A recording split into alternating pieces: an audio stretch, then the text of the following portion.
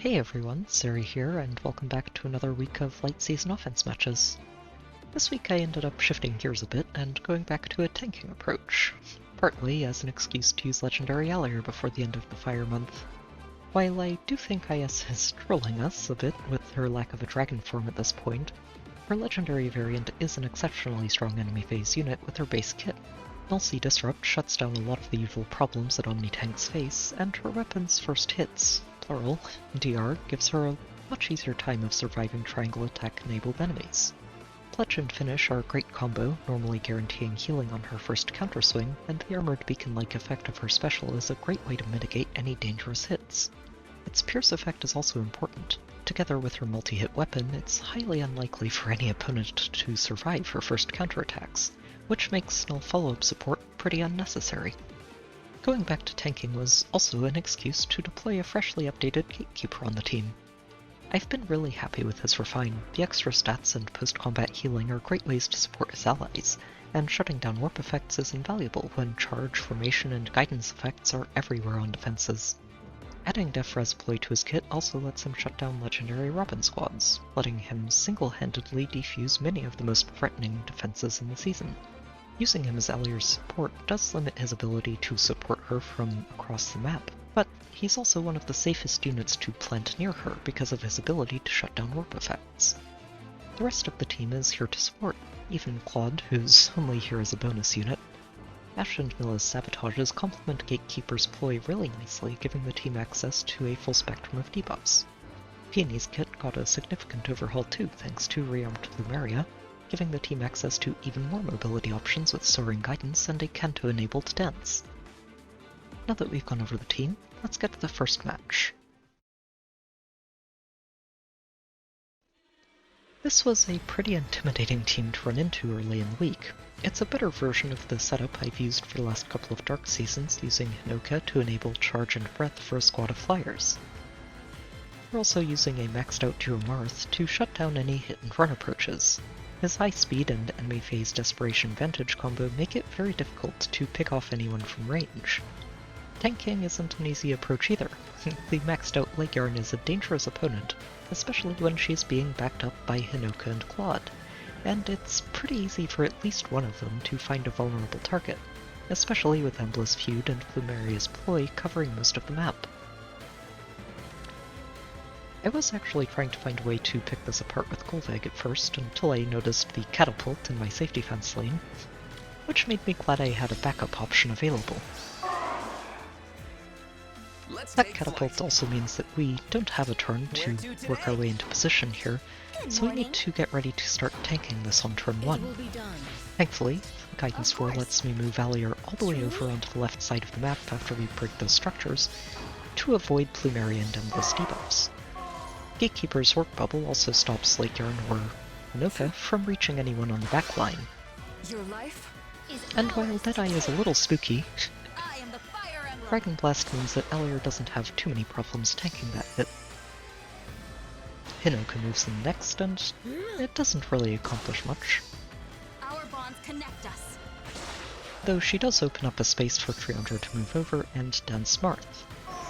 While it is unfortunate, I was hoping to be able to pick her off this turn, there wasn't a way I could isolate her with Milla, since I needed Claude to be the one to open up that first structure. Our bonds connect us. On the bright side, we do get Plumeria here, and limiting them to one dancer for this coming turn is important, even if Marth does pivot forward into a bit of an awkward spot to deal with.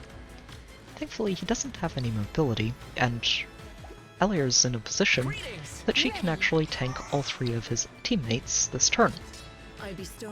So if we just move Milla and Dash out of the way, we can plant our feet and tank this lethality from Claude. Scatter in the breeze. Let me guide It does do quite a bit of damage, but thankfully that's the biggest hit Alear has to take here. And the extra healing from Gatekeeper does work through Embla's Feud, which keeps her relatively healthy I am the Fire Emblem. throughout the rest of this enemy phase.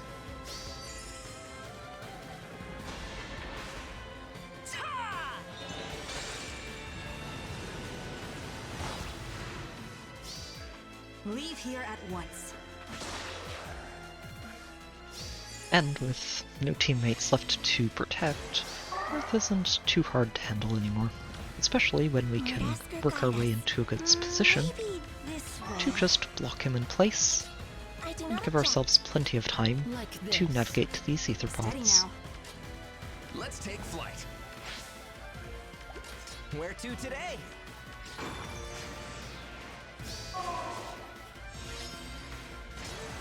And from here we just need to reach that second one. Thankfully with all of our warp and mobility options it's not too hard.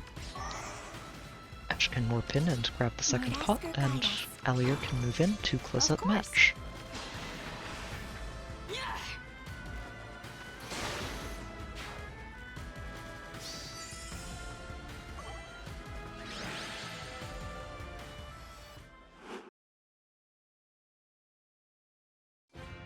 This match was a bit more of a classic save and catch ball, along with an out-of-season legendary Robin to crank up their stats. Maria is a great support for the maxed out Brave Edelgard and young Hector, making them even harder to finish off in one or more rounds of combat. And Embla is in a good spot to disarm enemy saves in most of the available areas to tank from. It is a tricky team to attack into, but it's also a bit light on firepower. While their ranged units are all using double unity, they also all target res, and none of them can pierce DR, along with only being green and colorless. While Maria's dazzling effect can complicate that a bit, it's still a noticeable flaw in the setup. I decided not to just face tank this from the defense tile or the spot below the fortress though, mostly to give Gatekeeper a bit of a chance to flex on a team that he's basically built to counter. By moving Alear forward here, even though we aren't in the danger zone right away, we will start baiting this out on the first turn after Embla transforms and gives herself an extra point of movement. And thanks to Gatekeeper, we won't have to worry about any warp movement at all. So once Embla's down, the rest of their team should move forward without actually being able to reach us.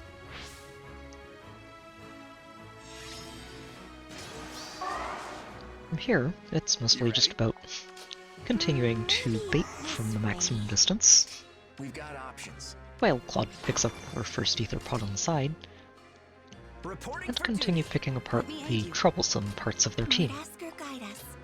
Moving Alear here means that we only end up baiting Yune, who doesn't get a triangle attack since Katri is only enabling Edelgard, and Hector's out of her range, which makes her very survivable. And again, with Gatekeeper shutting down warps, nothing else can reach us. From here, with feuds and panics offline, we don't have too much to worry about, and we can start having Alear pick apart more of their team in one turn. Of course. Moving her here lets her tank through Edelgard, Maria, and Katria, and while we will get at least one triangle attack out of this, as it turned out only from Maria, it's not really anything that's going to bother her too much. I am the Fire Emblem.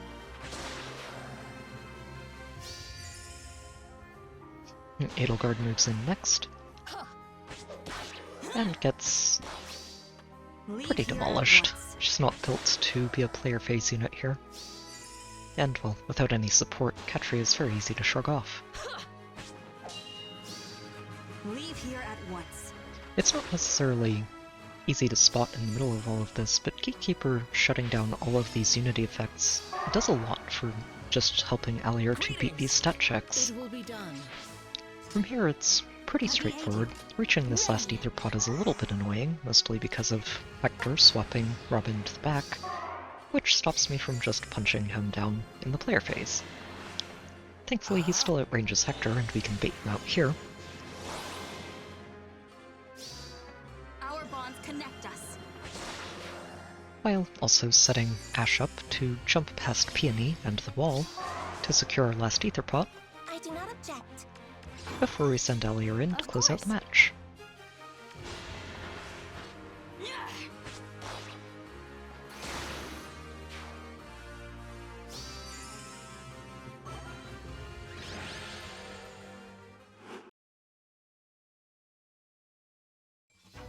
This match was pretty similar to the last one, but the maxed out Katri is a fun twist.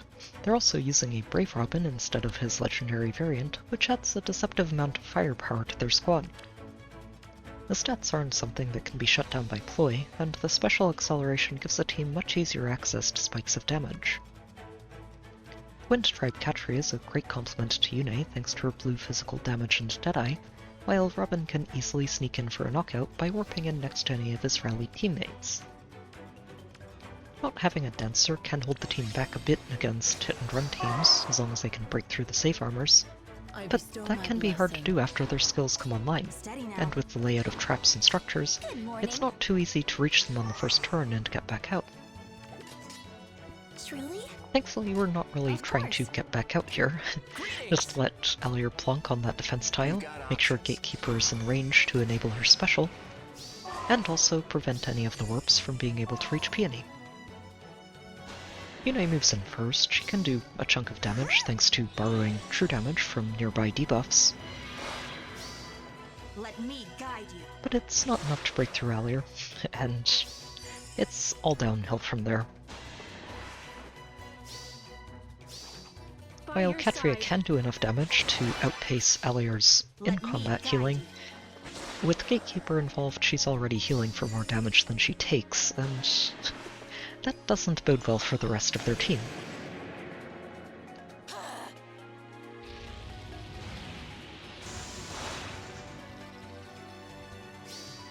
Our bonds connect us.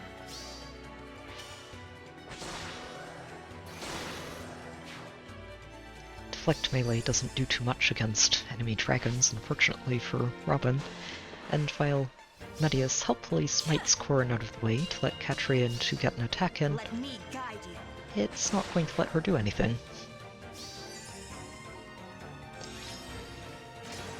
And from here it's very straightforward. Lord, We can Aether warp guide us. Ash It forwards will be thanks to done. Peony, letting Noah pick up our second Aether Let me pot, aid you.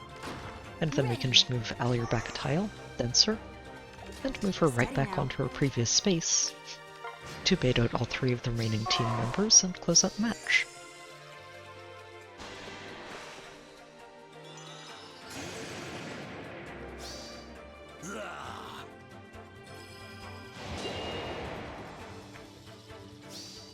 I am the Fire Emblem.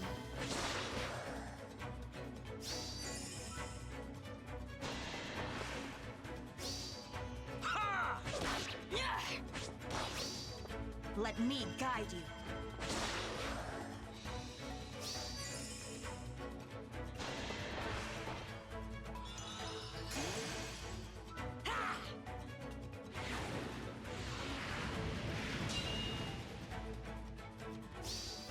Let me guide you.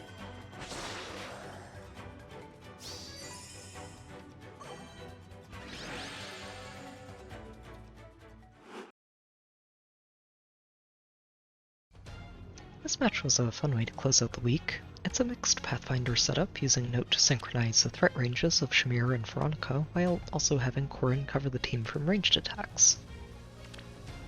Hinoka seems baitable at first glance, but Pathfinder lets Veronica rally her before being danced by Triandra, which can catch people off guard if they aren't watching for it, or aren't using Milla. Water Sweep is an interesting choice for Veronica, though I can see it helping to deal with enemies who plonk farther away from their teammates. It's a solid setup overall. It does a good job of limiting the enemy approach and threatening most of the map at the same time. Like this. Luckily, the combination of Null C Disrupt and Null Penalties gives Alear a pretty straightforward way to handle this. Once we open up the front line of structures, Alear can just use Guidance to jump forward and intercept the team. And with Gatekeeper 3 spaces away, she's still got her special online, and we can just start taking apart their threats.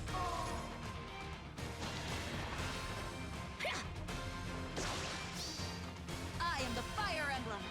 Isolating Triandra's column guarantees that we'll always get Triandra this turn, and also stops any potential rally traps from coming through, even if Veronica wasn't doing more than 5 damage to Alear here. Leave here at once. And it's Not a good sign when the 0 damage Dancer is attacking before the Shamir, who has Fatal Smoke as well. Leave here at once. The difference here is mostly just down to how much more health Shamir has than Triandra, which tells the AI it's technically a better outcome, even if Shamir can actually do some damage to Alear here. And with all the ranged threats out of the way, it's pretty straightforward to clean this up. By opening up all of these structures in this column, we can actually just bait out both Note and Sothis, and strand Corrin for the end of the match, You ready? which gives us enough time to pick up both of the Aether pots after this turn.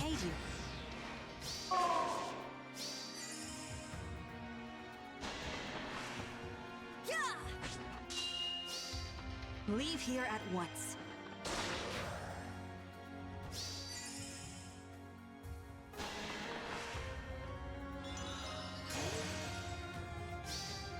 I shall cut through.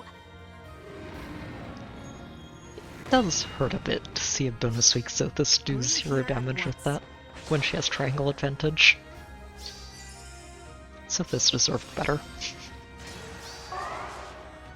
From here though, it's pretty easy to let Claude pick up the Aether pot on the left, and dance Alear to grab the one on the right, Ready.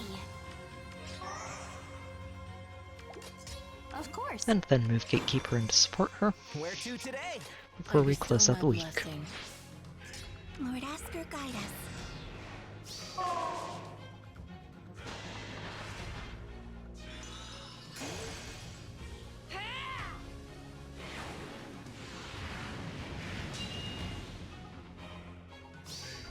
Leave here at once.